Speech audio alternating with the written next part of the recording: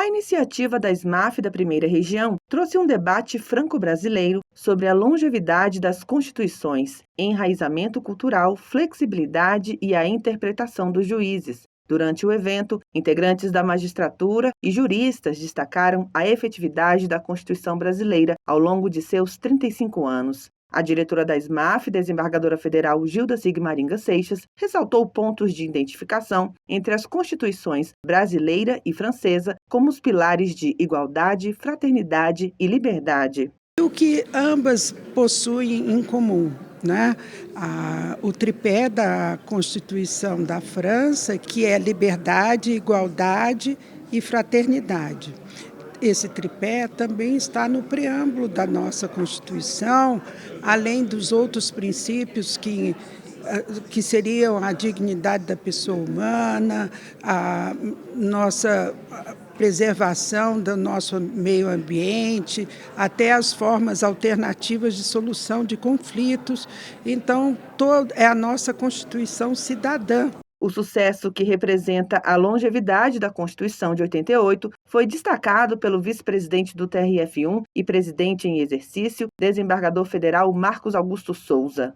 É óbvio que os intérpretes, né, e que quem tem as funções de promover junto ao Supremo Tribunal Federal, especialmente ao Poder Judiciário de modo geral, tem um papel importante na interpretação atualizadora dessa Constituição que já completa 3 décadas e meia. E sob a égide dessa Constituição, nós temos o período mais longo de estabilidade democrática da história do Brasil. Eu acho que isso é suficiente para mostrar a eficácia desse texto, a eficácia dos valores que foram abraçados pela sociedade brasileira naquele momento em que reunida ali em Assembleia Nacional Constituinte e com o que foi agregado ao longo do tempo. O primeiro painel tratou dos 35 anos da Constituição Brasileira de 1988, reformas, mutações e resiliência hermenêutica no Estado de Direito. Sobre o tema, o corregedor do TRF1, desembargador Neviton Guedes, enfatizou que, embora seja jovem, a Constituição de 88 é a que mais tem vigorado ao longo da história do Brasil, se consolidando como um dos maiores patrimônios do país. Com essa Constituição nós enfrentamos vários dos mais difíceis problemas que as democracias costumam enfrentar, como é o caso de 2 impeachments de presidente, mas toda a sorte de dificuldades institucionais, e ela tem prevalecido, permitido ao país uma paz institucional, ela tem confrontado as dificuldades que normalmente revelam o conflito de interesses políticos muito acentuado desde sempre, não é?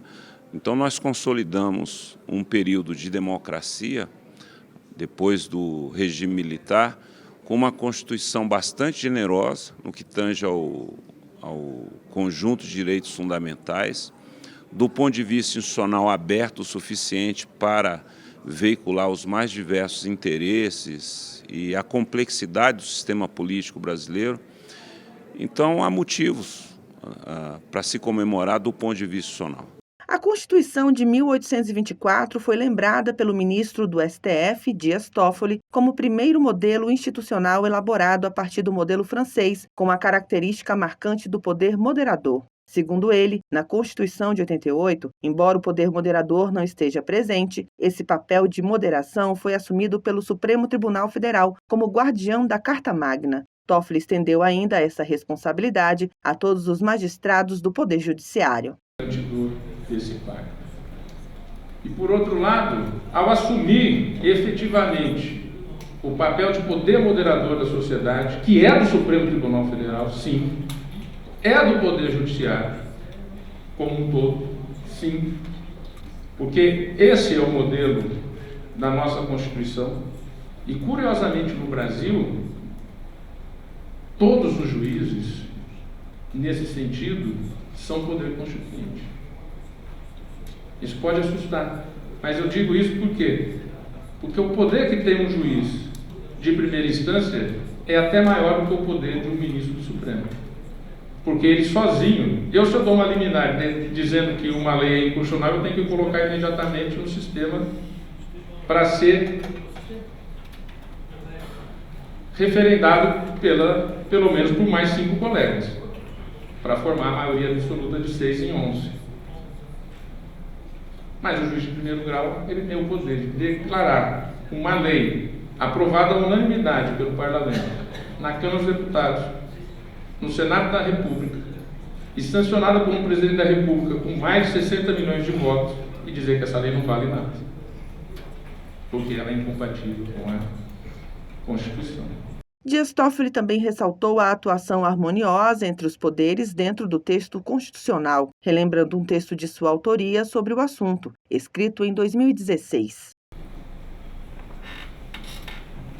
Mas isso é o nosso sistema, esse é o nosso modelo, e o Judiciário finalmente assumiu o papel, sim, de poder moderador.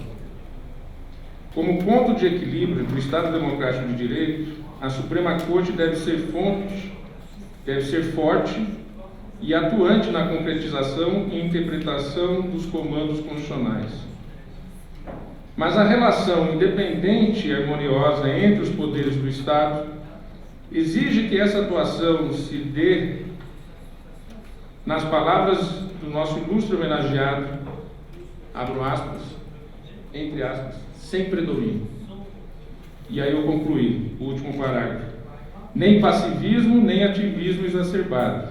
Com perdão pela redundância, a pedra de toque no exercício do poder moderador pelo Supremo Tribunal Federal é a moderação, a arte da prudência. Ao final de sua palestra, o ministro Dias Toffoli destacou o pensamento do doutrinador do direito brasileiro, José Afonso da Silva, publicado em 1985, em que o jurista afirma que as cortes constitucionais exercem papel de equilíbrio entre os demais poderes, uma espécie de poder moderador, e isso ajuda no conceito de contrapesos entre os demais poderes. Em seguida, o professor Xavier Philippe falou que, embora a Constituição do Brasil tenha 35 anos e a da França 65, o texto brasileiro não se mostra inferior por ter menos idade, e focou sua palestra no aspecto da continuidade da Constituição francesa, que avançou apesar de períodos de ruptura no país. O professor acredita que as rupturas ajudaram na evolução do texto da Constituição da França.